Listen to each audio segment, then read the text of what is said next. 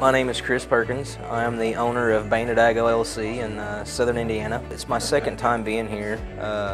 I met a couple of people last year, and they've actually turned into be a couple pretty good friends. It's been a pretty good standpoint from a networking position. I wanted to keep some of last year's presentation relevant again for this year because it seemed like it went over pretty well. I think people needed to hear that again, especially when it comes to just what is grain yield. You can get 10,000 answers, but it's just mathematics. I've read in a lot of magazines and listened in different meeting forums where people say that if you broadcast 100 pounds, you only have to ban 50 pounds, and it's not true. It has everything to do with what does the math say behind it. So when we looked at it from that standpoint, we looked at weights and grams and cubic yards, and square foot.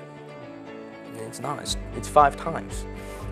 The problem is when people hear that, the concern I have is, well, if I was broadcasting 100 pounds, I can just divide it by 5 and put on 20. That's the catch to it.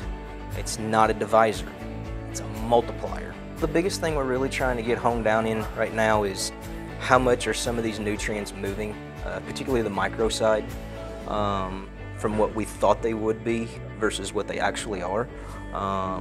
We're doing weekly testing between soil, tissue, and plant.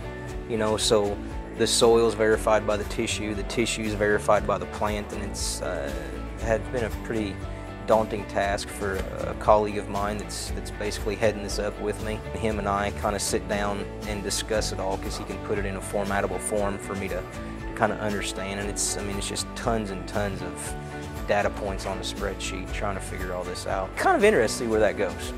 It may go nowhere. Might have been like, we weren't that far off to begin with, and then we might really learn something about it. But that's the fun part about it, that's the excitement.